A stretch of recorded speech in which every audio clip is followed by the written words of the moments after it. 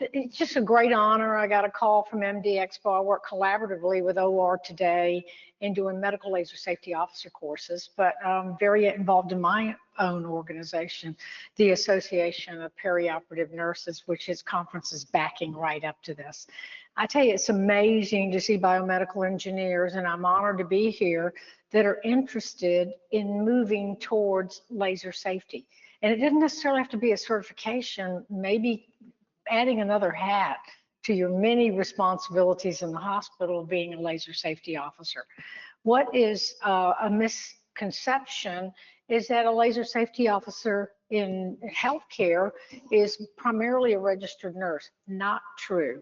My professional organization, the International Laser Safety Conference, is composed of biomedical engineers, radiation safety officers, industrial hygienists, surgical techs, as well as registered nurses. We are a collaborative professional group.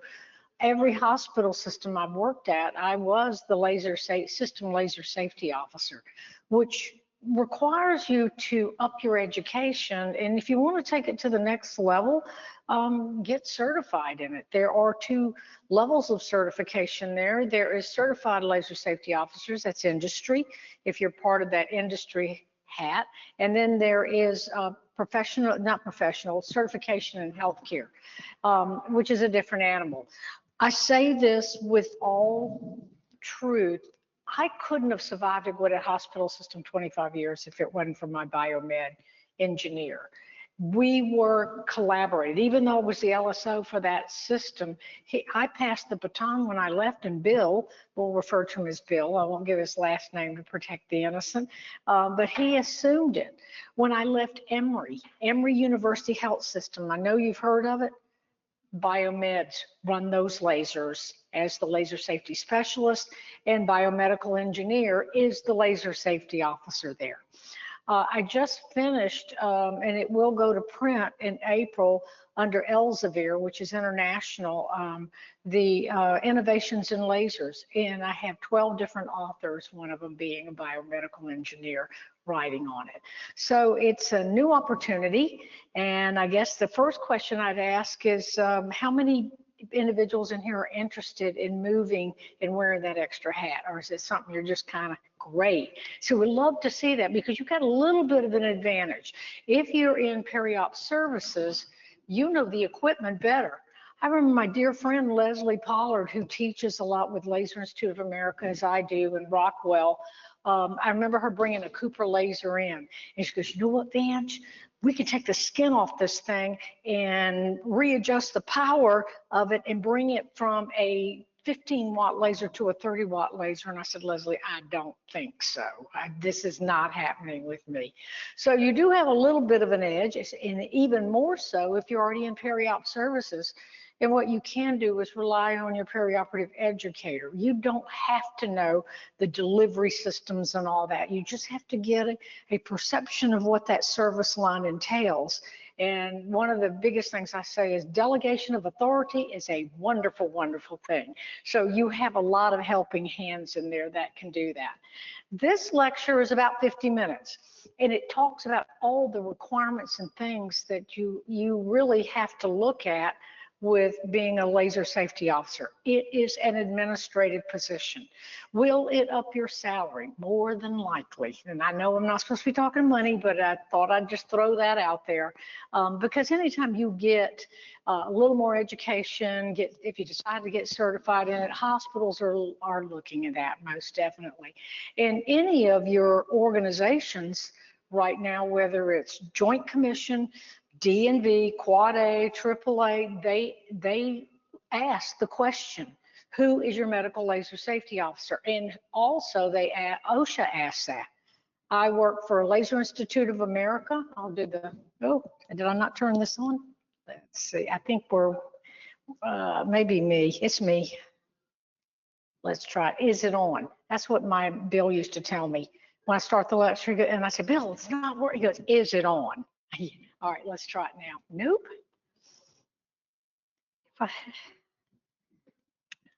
Okay, we'll try it again.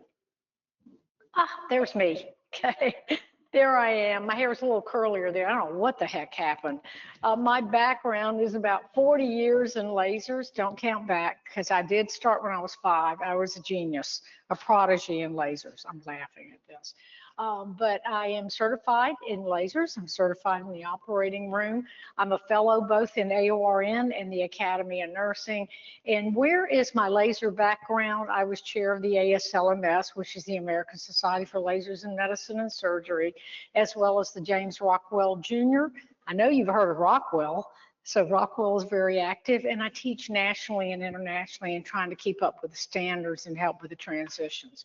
I'm on both the ANSI 136.1 and the .3, and I'm part of the Board of Laser Safety that is now gearing up for the 2nd level of the certification exam. So that's my background. So laser professionals, who are they? Well, they're medical practitioners, they're compliance officers. What I'm asking you, are you ready for this challenge? Because once you step your foot in it, you can't help but get addicted. You know, my husband goes, why do you like science fiction stuff? And I said, I'm a laser person.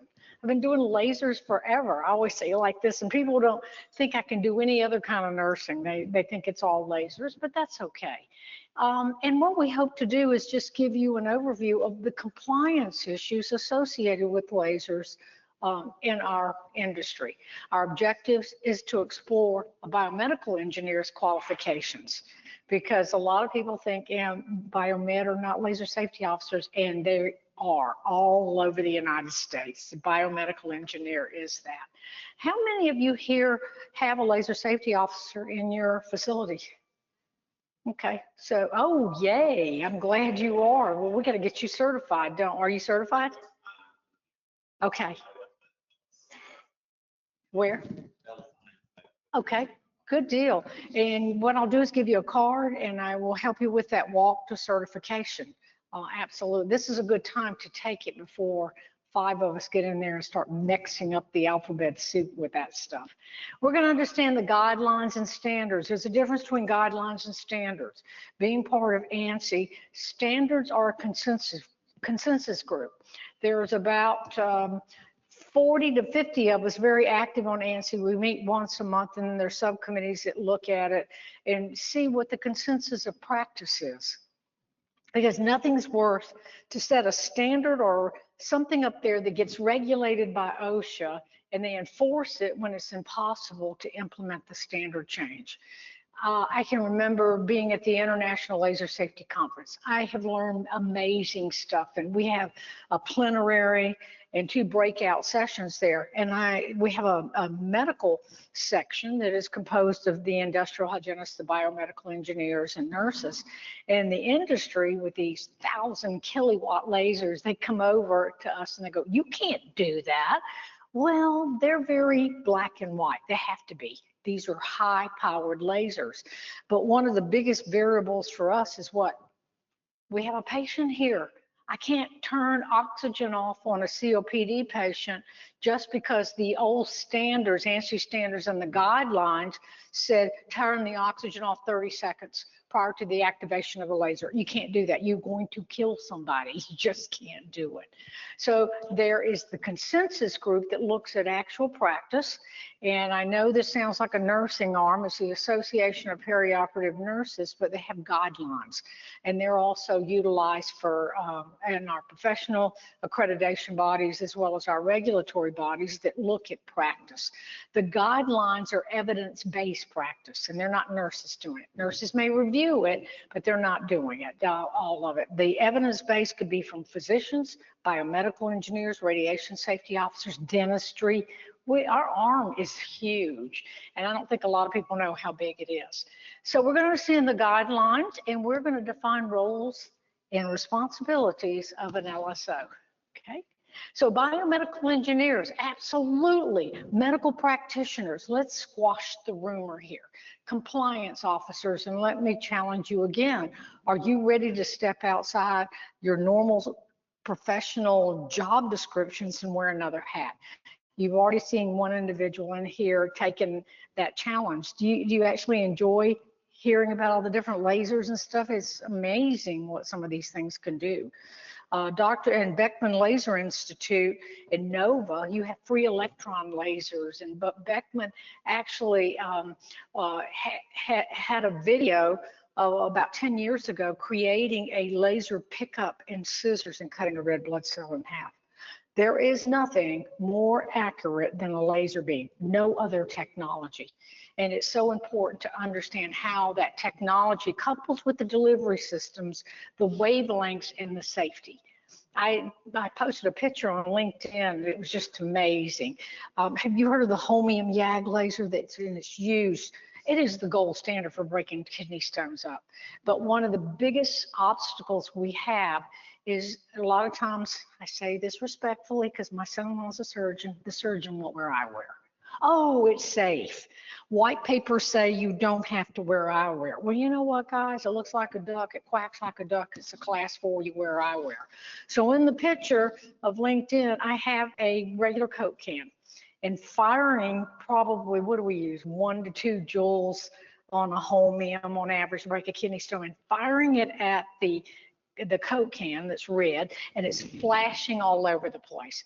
And those of you that ever go into the operating room, your head is right there. Surgeons, you're right there where the fiber's looping in, it's going to break. And now what we refer to as the nominal hazard zone changes.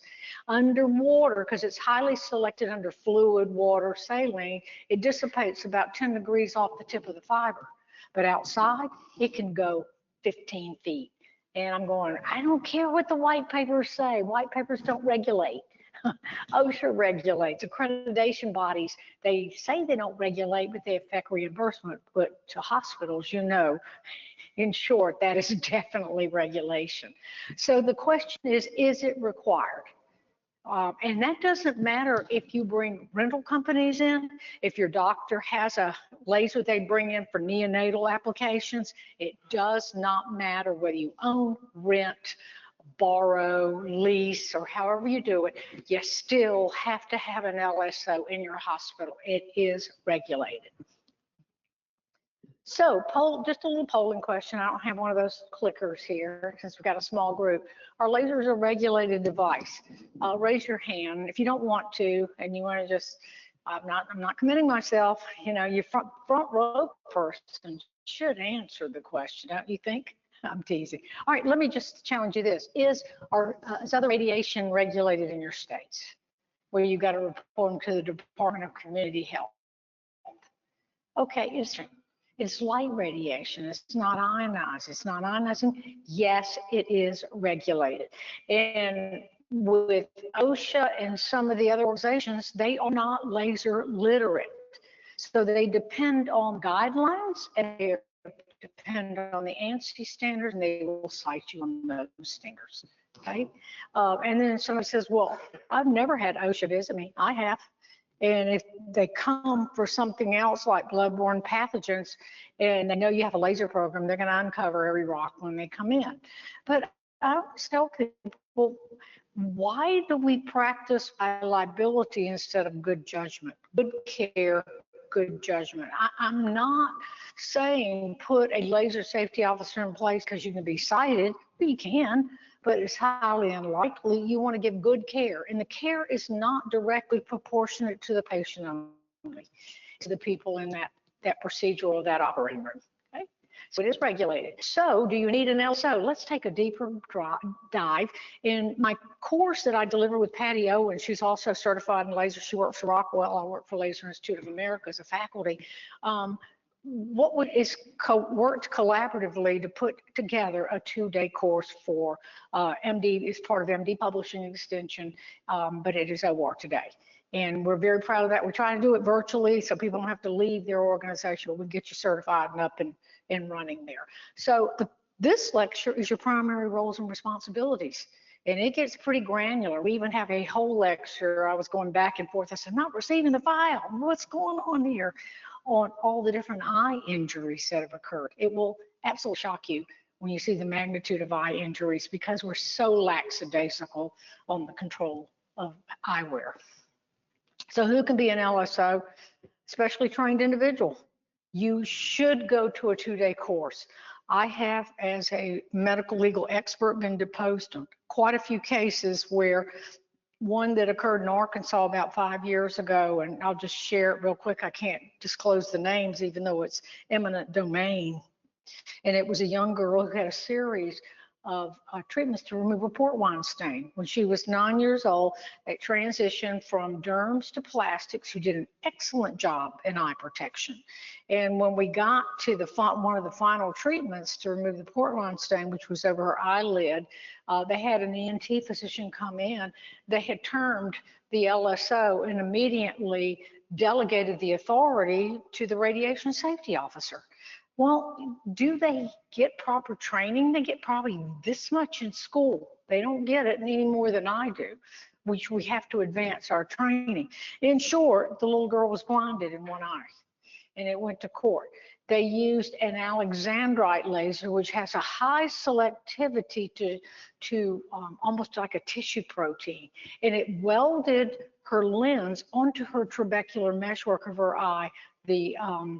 The pupil no longer accommodated, and eventually she went blind due to the elevated pressures of glaucoma. So these are the kind of things we think is no big deal. And you know what the answer for safety was in that room? Oh, I put my hand over it. Well, you get even reflection on the optical bone on your eyes. You got to be very cognizant of the safety. So challenging an MLSO, do you need to know how to operate the laser? Well, as biomedical engineers, the buttonology is relatively simple. Your advantage is you can troubleshoot it faster than any nurse. I'm not going to get a screwdriver. I can't get them to turn off the circuit breaker before unplugging the machine. That's what we do. We plug it into the wrong circuit. I'm going to hit some pressure points. When we unplug the systems, we just jerk it. That's what we do. We've been trained to do all this, right? So you've got a little advantage to that, is that you know a lot of the electrical components. Very big mistake is when a nurse is assigned, and we work a lot with the bodies of people in our standards, and not partnering with your BioMed's when new systems come in, understanding the electrical requirements and everything that goes along. They're pretty high power devices, as you well know. Okay. So who can be a medical LSO? There's the list. I don't need to read this to you. I would highly recommend that you attend, if you choose to take this journey, go to a laser safety officer training. And if you, of course, Google's a wonderful thing. If you Google it, hundreds pop up. You need to go to a board of commission laser safety approved course. Then you know the criteria in the course is going to meet your criteria for certification, if you chose to do that. If you chose not to certify it, it's not required. I'm not trying to push it here, but I'm saying it raises, just like anything else, the level of competency there. So with proper training and demonstration of competency, you should be fine walking right into that world. Why would a MECA center like Emory University Health System use biomedical engineers in the university system? And I can connect you with him. And everybody is trained. They'll walk in the room, they can troubleshoot it. Nurses, I don't know whether we have a block in troubleshooting. And sometimes we do, where, they're panicking, and we do depend on the engineers to come into those rooms.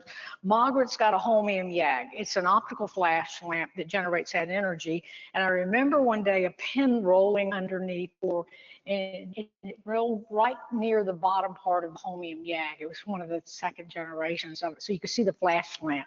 And she goes, she called me, she goes, Vangie, get up here. It's going to blow. I said, what are you talking about? And of course, what she could see was the optical flash lamp. They don't understand that. It is very hard for my profession to embrace or understand the dynamics of lasers sometimes. They know how to hook up the delivery system, and that's where they can help you. They can do that if you get your nurse educator. And I think if I chose to take that journey, partner with your nurse educator to help disseminate that information. Okay. So we know technical knowledge of optics and photonics and medical device function, you know that, and an understanding of how lasers are used, whether they're in surgery or clinics or procedural areas. It's getting huge. Dermatologists use a lot of lasers. I had at Emory, I was also affiliated with the Emory University side when I was their LSO for the system, had 250 lasers. But those residents, they pull the skin off, change the classification, move it to another area. I'm going, oh my gosh, guys, we can't do that. It is regulated. But they did some crazy things. Ophthalmology is probably the forerunner with so many different types of lasers out there. And what has revolutionized the market thinking there's laser safe too is diode lasers. Because diode is with an embedded element on it can create a numerous amount of wavelengths. And they think a diode's a diode. Well, we know a bird is not a bird. There's a difference between a cardinal and a blackbird, okay? And that's kind of what diodes have done. They've actually made it easier to use, revolutionized, but don't negate the safety. They still have a large nominal hazard zone there. So engineers evaluate the hazards, work collaboratively, regulatory awareness from FDA. We drill down to regulatory as well as accreditation bodies in that course. So you got to know all the requirements of that. Or more so, let's say if you have the Joint Commission, you focus in what Joint Commission requires, and you know what? It's the ANSI and the AORN guidelines is what they look at, okay? Understanding of the device mechanics and calibration.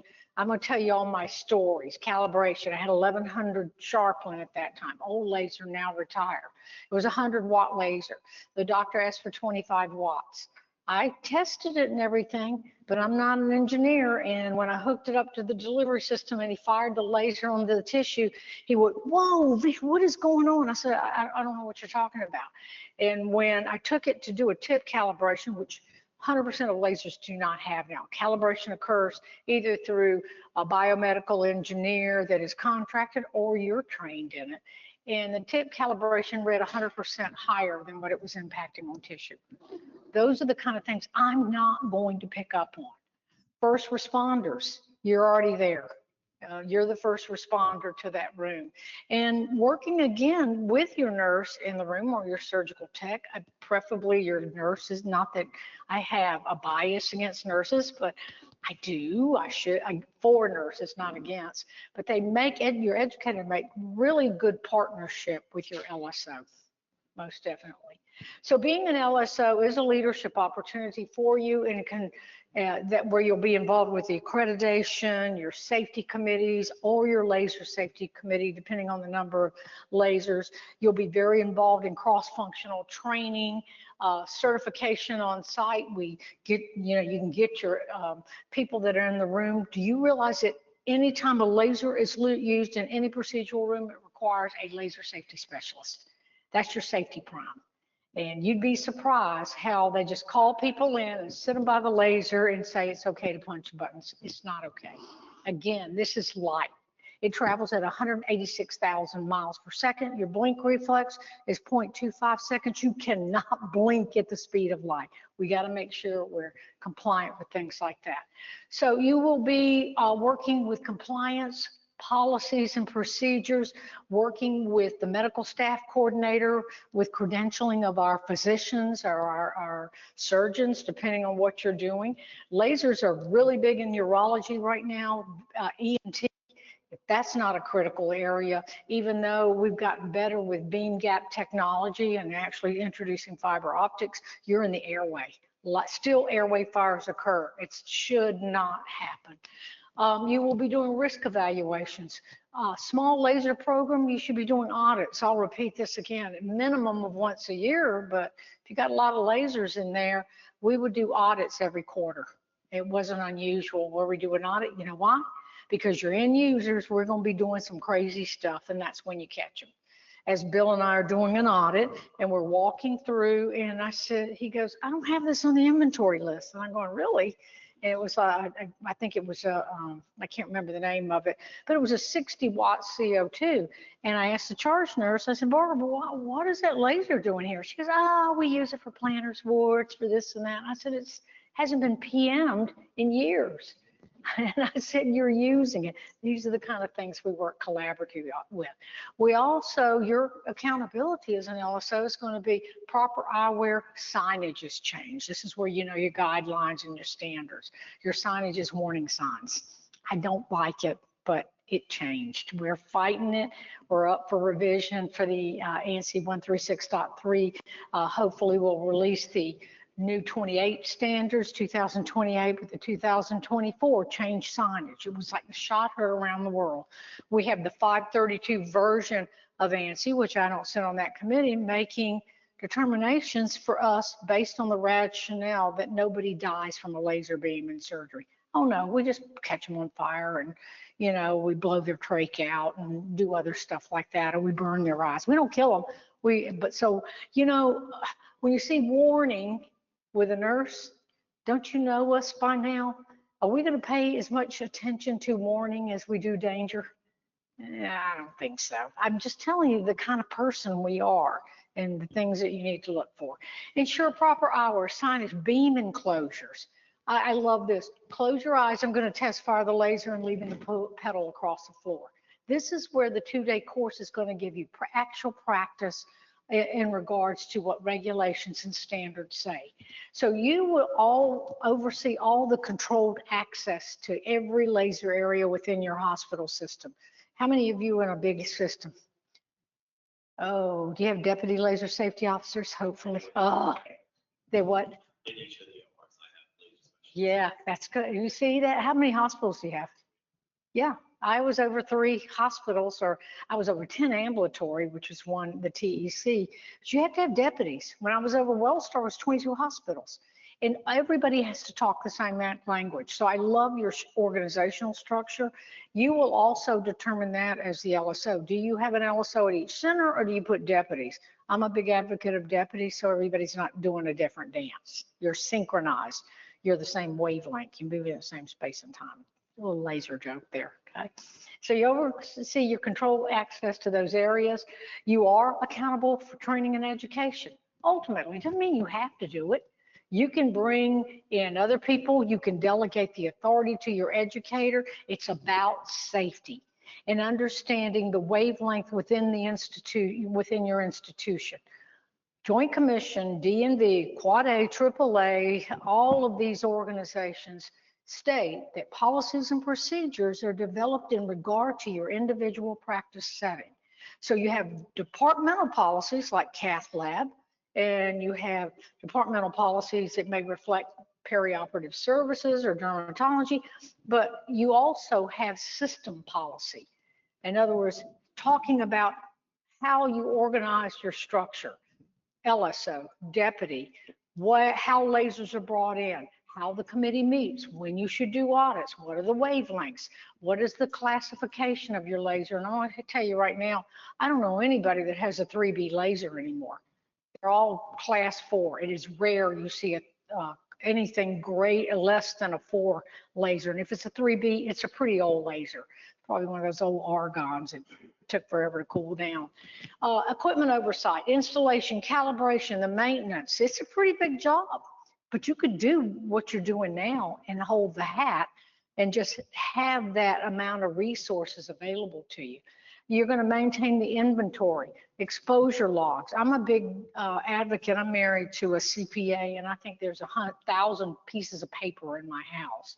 I'm a big advocate of electronic documentation and changing how you document laser safety in your EMR or your health record there. So that way you don't have to maintain exposure logs for a minimum of 10 years, which is ridiculous.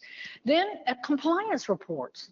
Real big on compliance, and it's not audits. It's when somebody does something wrong. You have to call variance incident reports. And if it involves a laser, even at a near miss, it should go right back to the LSO.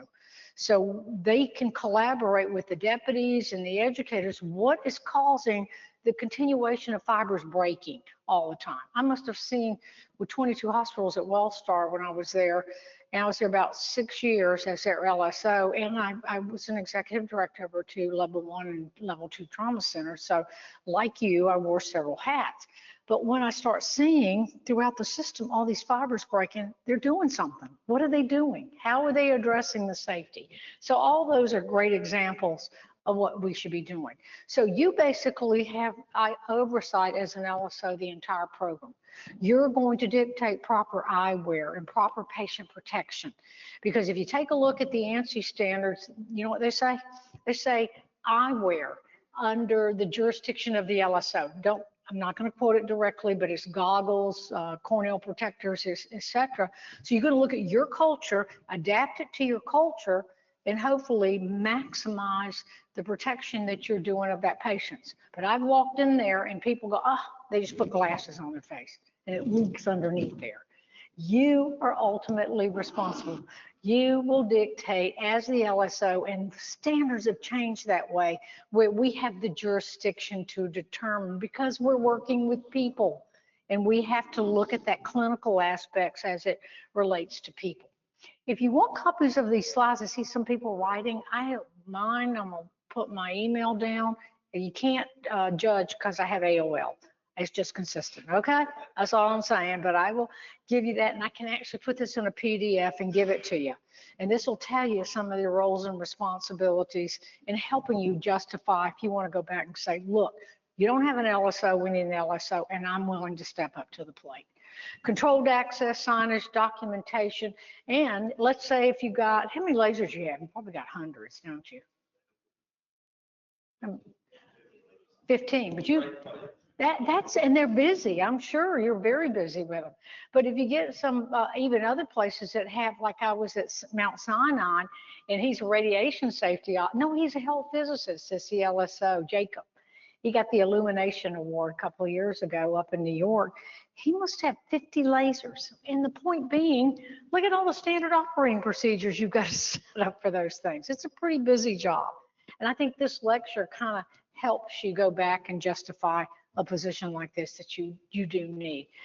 Enforcing the protocols. You have to make sure the people that are extensions of yourself, your deputy, your laser safety specialist, understand the protocol. Now, for your standard operating procedure protocols as related by your policies.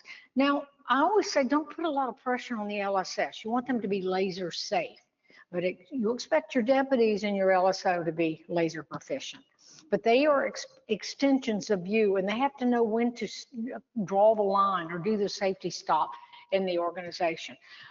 Your training and education depends on how many lasers you have, your hazard evaluation control, and like I said earlier, real important that variants or incident reports that have to do with any near miss with a laser go straight to your LSO so they can disseminate the need for increased education. Okay? So all these organizations, and I teach for Canada too, and Canada is verbatim of the ANSI standards, to be honest with you. We're very collaborative with them, and I do that one online too. I'm going to do most of my LSOs online, to be honest with you. But you have to establish and set up a laser program. And most hospitals do not have laser programs, and I'm going to tell you there's very few hospital systems, procedural rooms, or whatever that don't have lasers. And they creep out there too, like Cath Lab has a laser, or I was an interventional nurse and I had diodes for varicose veins. And they go, oh, it's a little bitty tabletop, and it's a 12-watt 980 diode, that's the nanometer. But you break a fiber, then you've got a nominal hazard zone, and they feel like they got radiation glasses on, they don't have to wear the glasses. Look what you're up against. It's a tremendous opportunity for education, okay? So the ANSI standards were finished in 2024, but they are not complete. We're back up again. I'm in charge of the audit division on the subcommittee there, but we have to be aware of it. And the ANSI standards that we have to relate to are ANSI 2024-136.3, and you have to have a copy of those there, as well as your ARN guidelines, and they're revised every 4 years. I think ARN did a really good job with putting it together. ANSI is general laser safety. It's not going to give all the tools you need. Consensus group. At least ARN has got the American College of Surgeons and other organizations that collaborate, and they will get granular on it. They will talk about what you need in ENT and what you need in urology. And they're about 3 years old now, but they were so good at putting them together, they're still up to date. Okay, so you got to be aware of that document. Program oversight. I put it in red, but I don't know anybody. Anybody here have any idea if they have a 3B? I haven't seen a 3B in years, to be honest with you. They're class 4, and ensure they're all classified. Each state is different. My buddy Patty, who co-presents with me, says it varies from state to state. And you guys, I'm going to have to defer to you. When I was in Georgia, I had to report all lasers, just like any radiation safety, to the Department of Community Health. You have to do that with your other? You don't. Every state is different. And I can help you with that. I'll give you my card, my email. If you tell me what state you're at, I have a huge network that can connect you for your specific state. Okay. So hazard evaluation, all class 4 require a hazard evaluation and control methodology in that situation. So you're going to conduct those hazard evaluations as the LSO. Example, I'm getting a call. I work very closely, and they're about ready to cut me free, cut the umbilical cord for the last 5 years for Children's Healthcare of Atlanta. It's pretty big. Do a lot of airway with children. All of a sudden, they were going into the NICU carrying a little handheld diode. You got that too, diode, and no safety standards. You can't bring the little babies into surgery. You got to bring the laser to them, which means you got to take your standards and your standard operating procedures and your guidelines and adapt them to the NICU. And that's what we do in these courses. We tell you, we establish nominal hazard zone. We have barriers. We make sure the proper signage is on there, the eyewear. We don't turn the baby's oxygen off. We scavenger around the area so we don't worry about activating or catching anybody on fire. It does happen. So you look at your environment, exposure limits, and your control measures. That is the responsibility of an LSO, and put those into policies, which we did. Jessica Nelson, love her to death. We put a policy in place. We had a biomedical engineer that worked collaboratively with Jessica. They were both LSOs because the system was so big. I like having one in deputy. I'm with you. It just works better. It really does. And you can't be in every place at once when they're calling you. You know, you've got other things that you are doing. Okay, so control measures are where hazards can happen. You are responsible for your control measures, utilizing your ANSI standards and your guidelines, and determine those control measures. I don't want to go over my time because y'all probably want to eat lunch or something, right? Okay, so you establish those standard operating procedures. You determine the kind of eyewear. Go ahead and put dark eyewear on and see if they can discern tissue planes. But you are the expert, and you can go back to the budget or the director of OR that's hard-headed and say, you can't put these dark green glasses. They can't see what they're doing. I don't like goggles. I like something that can wrap around so we don't alter their depth perception. I'm a big advocate, that you'll learn in the course, of dedicating the eyewear to the laser. Why do we sit there, we're going to save money, have multi-wavelength glasses? Oh yeah, it sounds good to materials manager, but in short, the more wavelengths it covers, the darker the glasses. You as the LSO should know through the manufacturer's requirements, the IFUs, what the optical density is of a specific wavelength laser eyewear. Examples, Aura Star Pulse or True Blue require an OD or optical densities of filtration on the glasses of no less than a 5 in a lot of procedures. You can't use a 5 at 180 green light. You're familiar with that 180 watts? Do you have a green light? It will. Yeah, I'll help you. Yeah, I'm not going to detach. I am very big on safety. I just pulled the trigger, went to full-blown consulting last year, and it's been the best thing ever. I get to go to different centers, see what people are doing, but and talk to different people. You know, I'm not going to say, what is your name? George? Okay. Are you Greek? I'm asking. I see some of you, George or Nick, if you're Greek. I'm teasing you. But, you know, I don't charge. I'm collaborate. I want to help optimize safety. I just want you to feel free to email me and ask me questions if you're going into stuff like that. You look at interlock systems. You don't think it's a big deal? I remember getting a little cocky, and I had a selective laser trabecular plasty brought in for ophthalmology, and the engineer goes, Vangie, I'll come and set it up for you on the slit lamp. I went, no, I think I can do this. I'm gonna ask a nurse to do that. And I put it up, and I did the #1 cardinal rule. I didn't check for interlock. on it. And the poor ophthalmologist, we brought patients in 100 miles away to do these special trabecular plasties. And I remember him stepping on the pedal and went shutter failure, went system 7. You know, they give you their special language. System 7. I said, uh-oh. And I got the user manual and I'm flipping through it trying to figure out what the heck's wrong with this laser. And I can't figure it out. And I'm troubleshooting on the phone with Luminous on it. And lo and behold, when they shipped it, of course, the engineer would have known that. They took the interlock out of the back that bypasses it. It's about this big and it sticks out and can break off. Left it in the foam. And of course, it went in because it locks the shutter down. Most nurses don't know that, by the way. Locked the darn shutter down and couldn't fire the laser. Okay, I had to cancel 10 patients. This is the kind of stuff you're responsible for, and you know those standards when, of course, you get that level of training. Okay, you develop your policies and procedures. Policies and procedures are in regard to your practice setting, not mine. Okay, emergency shutoff. You'd be surprised at lasers that I had gotten. The old do you remember an old KTP? It looks like a Mr. Coffee. It doesn't have an emergency stop button. How it got past the FDA, I'll never know. All of them today.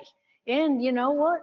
It'd be nice if you choose to take that journey, that anybody's interested in joining the ANSI standards would be amazing. It gives us a very diverse background of people. Okay. Policies and procedures can be how you set up SOPs for assessing the equipment. And people still come into the dark ages assessing equipment. Example, beam gap technology for a CO2, and they go, well, we need to test fire. Well, you can't test fire. It's a fiber. You can't contaminate a $2,000 fiber to test fire. You can't do that. All of the newer lasers in the last 10 years do this full self-assessment.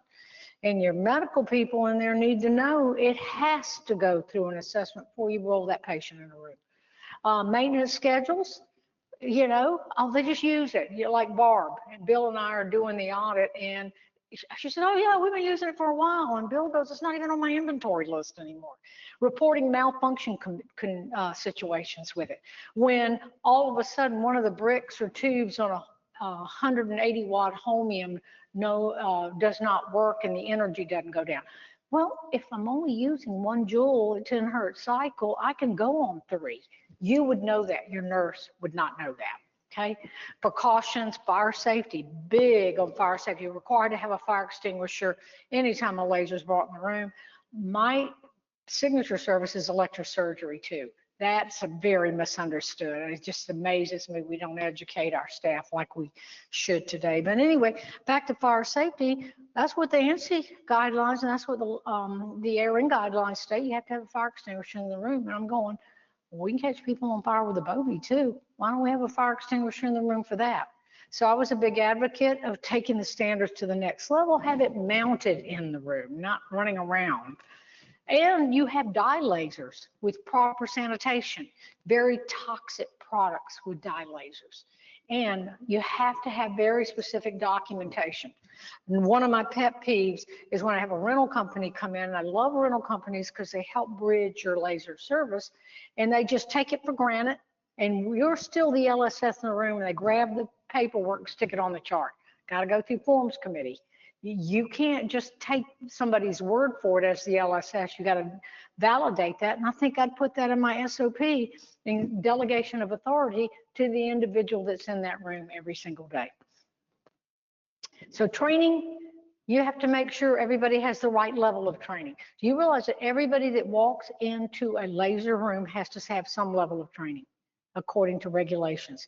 It doesn't mean that EVS needs to have this 3-4 hour 2-day course. It means you do a simple orientation model. Says when you see this signage and the glasses on the door, you just don't walk in. Nothing used to drive me crazy when they put a foot pedal across the room, go, I'm going to test fire the laser. Everybody close their eyes. I'm going, what are we doing here again? So you have to have all these different levels of education. Pretty easy to do. Orientation module with 3 slides. That works for anybody else. Surgical techs who scrub 100% of the time. What is their protocol? Our standard procedural steps when you have a fiber optic. Do we cover the end of the fiber optic? What do we do? So that is your responsibility for setting that up. And then your DLSOs or your LSS are responsible for making sure it happens. You cannot be in all those places. You know, you heard George, how many laser procedures, probably your homium is just going all the time with lithotripsy. Okay. Training and education, all standardization. There's not one nurse in that slide. That was one of my 3.5-day courses I did at one of the ambulatory centers. And what we did there, which is kind of neat, I would see if MD Publishing or OR Today would do this, where we bring all the equipment in and do the hands-on. So engineers and radiation safety officers can see the delivery systems. They don't need to know how to operate them, but wouldn't it be nice to see a continuous flow cystoscope versus a resectoscope if you have homium? So it helps to differentiate the delivery systems in proper use. Okay, I said conduct regular audits. The standards say minimum of once a year or more often, depending on the size of your program and depending on if we've got some non-compliance going on there. Call it variance insert report. And I talked about the audit being conducted, and you would be part of that audit. And I have various examples. I'm part of the audit committee now, and I said, you know what? We got this whole dissertation on an audit, okay, which drives me crazy, and it's an epistle by the time you write it. I said, what about every month doing something like an environment of care checklist? And don't give it to your LSS, give it to one of your staff nurses or staff techs and let them go and look at the checklist and see if we're doing everything we're supposed to. So we're developing, and I can give you a sneak preview of an environment of care checklist, and delegating them and letting them do it. It makes them aware of what the heck's going on in those rooms. So compliance is with OSHA. FDA doesn't regulate it unless we use lasers off label, and the division of FDA is the Federal Laser Product and Performance Act. And what they do is they make sure that these companies that abused it initially when lasers were first introduced, that the clearances are appropriate for the service. Example, neodymium YAG came out with a side-firing fiber that says for the treatment of BPH, benign prostatic hypertrophy. No, it wasn't. And some of the docs that were pretty well versed in it said that is not true. It had FDA clearances for soft tissue, but it did not give you outcomes, definitive outcomes utilizing that laser. Now for BPH, you've got homium YAG and you've got 532 green light. And both those lasers enucleate and coagulate and have FDA clearances for the treatment of prostate glands. So those are some of the compliance things you'll know. It's a pretty elaborate type of course, and you know, even getting out of it, you go, oh, but what we have is a network. When plastics or derms come up, I refer them to Patty. I haven't taken you know, a hemangioma off a face in 5 years, and you don't want me to, or take a freckle off. I don't like doing that stuff. But if you've got that service, you know, we can give you resources. And the nicest thing about the International Laser Safety Conference that's every 2 years, we were in Orlando this last year, so we got another year. It's got experts from everywhere. That's pretty cool to have experts that can give you a little bit of country, a little bit of rock and roll. So these are the divisions that accredit your facilities, your ambulatory centers, your different types of surgery centers. What should a checklist occur? If this is a polling question, completing the checklist prior to arrival, that's true. Ensuring the laser's got its maintenance. Got to tell us, nurses will just roll those bad boys in. And rental companies come in and you don't know who's operating this laser. You're responsible for all the rental compliance and accreditation there. And they roll them in and don't even wipe them down and do the the appropriate preparation. So you're responsible for all of those, A, B, and C, okay? Investigation and documentation. I talked about the variance reports there. Then you may say, well, this is happening too often. So I'm going to set up a compliance or concurrent monitor that goes directly by your laser policy. Put your secret shopper in. Let's see if everybody's behaving in the room with those lasers, because you'll find them. I'm gonna tell you what we do. You put somebody by a holmium YAG and you've got the fluid going, and the doc says we're running out of fluid, and that nurse will leave that laser, or that surgical tech, go down the hall, leave the laser running. They will. Or Dr. Mike Pickford, name not changed to protect the innocent. He did not like the fact that the nurse would put it on standby when the oxygen was low. He took a sponge stick over and activated the laser. This stuff happens. It actually does. Okay. ANSI standard for medical surveillance. Medical surveillance, in short, is the baseline eye examinations. So if you're still doing baseline eye examinations in your hospital system or whatever, now they're saying no longer required. So if you've done anything from listening to me for 45, 50 minutes, if you eliminate baseline eye examinations, you've saved your hospital a lot of money there. Do not have to do that. What they're saying now is that if you get exposed from a laser, you pretty well know it. I don't need a baseline eye examination to quantify that, okay? So documentation, important thing about documentation is that it's correct to the wavelength.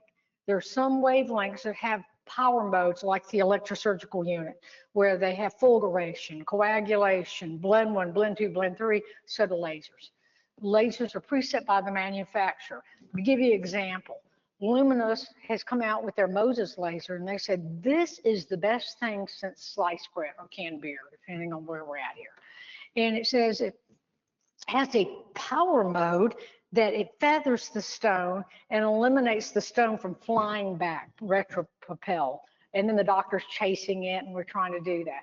It is all set by FDA clearance on its duty cycles. So there's a good example of some of that stuff.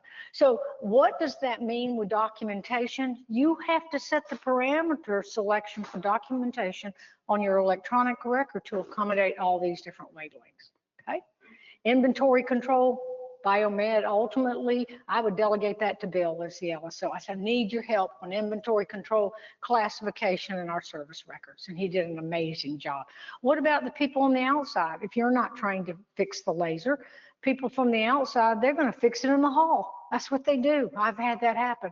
You have to know as the LSO, they have to have dedicated temporary control practices when they're repairing your lasers. And if they come in your hospital, they need to wear the PPE just like your staff, and they won't a lot of times. Number one eye injury is the engineers that fix the lasers, number one. Okay. BioMed support, that was Dale. He left me. That was years ago when he would actually train to fix all our lasers. He works for Agility now, but he would go in and service all the lasers. Preventative maintenance, credentialing. You are ultimately responsible, and there's very few hospitals or procedure areas that don't use third-party laser systems. There is, God, I'm trying to think, there's Agility, and it's a lot of them, I don't even, but you're still responsible for those individuals coming in. And they'll do that. The companies, a lot of time, I know Richard Gamma, I'll connect you with him, he's the director of education. You can't have just anybody come in. You've got to have all their criteria, just like your own individual staff there. Should be no less due diligent than your own individual staff. Okay? Communication, they serve as a liaison. It's what all these people do. These LSSs, and there is a terminology called laser safety site contact, but in essence, its roles and responsibilities are basically a DLSO, deputy. It's just the nomenclature is easier for us to use deputy. We're not in industry, okay? Timeout, you're going to be responsible for incorporating that timeout. And timeout is not unique to perioperative nursing. Timeout on the airlines, they do a timeout. And they have to know they have the authority to do a safety stop if a patient or any personnel in that room is in imminent danger. And when that enforcement comes from administration, and one of the biggest things I don't think I have a slide in here, on your LSO, you must have an administrative authority to enforce those practices, and that's from your administration in your hospital, or it's not worth the piece of paper it's written on. you're going to be in constant battle to try to get things done. So you would be part of the timeout. The educator wouldn't. You may use them. You, as the LSO, will incorporate timeout. Consultation, safety consultation equipment for procedural changes, you will also be part of that. Example, the green light laser went from 80 watt to 120 watt to 180, and the medical staff goes, well, what am I supposed to do with that? Delivery system's the same. Is I would say that of course, we don't credential. I'd say, well, you're going from 80 to 180. That's a 100% increase in the energy, and they're not going to be used to it. I would recommend that the physician go to a little hands-on, have the vendors come in, and I will help to oversee that so they don't have to go to a full-blown course to understand the different dynamics when you increase the energy like that. It's fast and it vaporizes fast. I don't have a picture in this presentation, but I had 10 watts of green that actually blew the digital components out of my camera. I had my glasses on. That's how intense that light is. And you'll know as we get very granular in this course, you have to have special lenses in between your camera connections if you're utilizing lasers. You'll learn all that, okay? So laser safety consultation, it's numerous. That's actually my staff. I don't like goggles, by the way, and I dedicate the eyewear to the laser in use. I don't have them interchange, so I make sure the eyewear is very comfortable there. Personal protective equipment, the mask, LPE, laser protective equipment, that's the mask, the glasses, smoke evacuation. We're at 20 states at law now, and it's not just a laser. Electrosurgery vaporizes more particulates than a laser ever thought of doing, and we breathe it. Should be universal or standard precautions for everything. But you've got to make sure it's labeled correctly, especially with rental companies. They just pass the glasses out. Can't do that. Your LSS has to be trained that those are the right glasses. And then one of your standard operating procedures is inspection upon distribution. Because if you've got some scratches or anything in the eyewear, you're going to have laser leakage. So that's also part of your standards. George, I don't mind giving you my policy, and you can just morph it any way you want if you want it. And it's got it down for every single department you can imagine, okay? So a polling question, blank or appropriate eye protection against accidental exposure. Clear prescription glasses. Boy, did I get that all the time. Glasses marked with the OD at the wavelength, and if it's labeled laser approved. The answer, as you well know, is glasses marked with the OD at that wavelength. And people go, what? I don't understand. So if they've been doing it 30 years, prescription glasses were acceptable initially in the 1998 standards. Well, you know, that's the dark ages. These things are plastic now, and we don't know what the byproduct is on it, nor are they labeled. And then I had staff say, well, can we take regular PPE and you just label it? No, I'm not doing that. I'm not going to put my license on the line to label the glasses. They're very inexpensive now. Optical density is the filtration of the glasses, how much light leak it comes through. And wavelength, I dedicate it to the wavelength. I don't have multiple wavelength glasses. I don't care what Geordi said in Star Trek, where he wore his headband. And he said he can see the entire electromagnetic radiation spectrum. No, Geordi, you cannot. Okay. So these are some of the glasses. These are the ones I hate right here. Let me just show you, since I'm on my hate list. Look at that. You want to confuse your staff? Give them those. You want to be able to discern tissue planes or read the monitor, have your CRNAs or your anesthesiologist. They can't see it because sometimes it'll block out some of those monitors. So it should be wavelength and optical density, and got to put it over the top of a scope to keep from blowing out your camera. If your docs there's still some in the dark ages that look directly, they got to cover the opposite eye. That's going to be important too. Absolutely. And then if you're using one of the new standards came out, the filtering here that you put on a microscope, you got to test it before they roll in the room now, because there's been failure and eye exposure there. Okay. I just filled your brain with a lot of stuff, didn't I? I'm sorry, it's George's fault. Okay. All right, so is it a required position? Yes, it is a required position. So I think having this PowerPoint gives you all the roles and responsibilities. I couldn't get granular in 50 minutes, but you can take it back and present it to your administration. So, you know, guys, we really got to do this, okay? So collaborate with your physicians, working with them, your laser technicians. You have a big job to get it jump started for sure.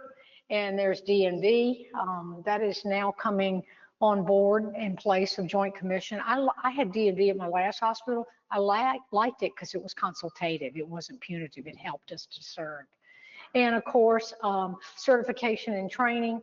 There's some optional, but of value. It's very valuable if you do. Governing standards, key duties. And of course, that is our course, MLSO Excellence, if you want to attend. This is all the stuff it offers. The next course is April 18th and 19th with MD Publishing. It does all that, and we are approved by the Board of Laser Safety. So let's see if this works.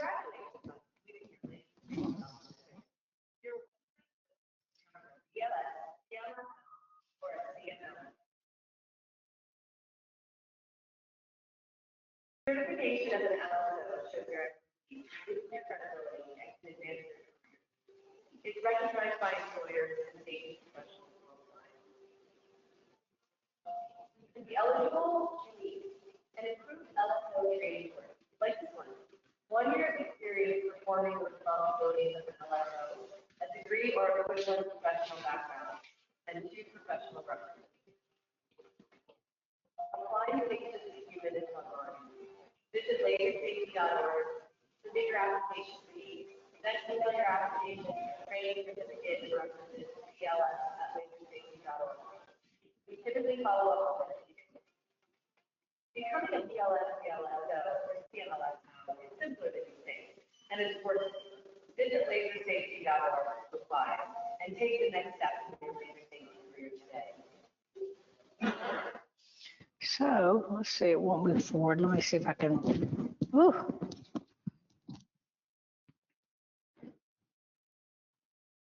All right, so as we talked about the BLS, and the next course is April 18th and 19th is right around the corner. I realize that. So I talked with Kristen, who is the vice president of this well, I want to call it, it's not a professional organization, but the company that provides all this different education. So I said, let's do something here for those of you that attended. If you register for the 18th and 19th, by April 16th, we're going to take 50% off the course. That's huge. That is absolutely huge. You can take a picture of it if it's something you're interested in. And the code you use is MD-Expo-50. Because these courses, if you look, the one in Canada is $1,800. Ours is $7, and that chokes to try to validate that. Ours is $795, which makes the course $400 for a 2-day, pretty extensive all-day course. So if you want to take a picture of it, fine, no pressure or anything like that. But I told her I would go ahead and submit it for you guys. I want to open close this out. We got about 5 minutes. Is there any questions or anything? I know I threw a lot of what you need to do, but I'm open for questions. Okay, well, thank you so much for giving me your time.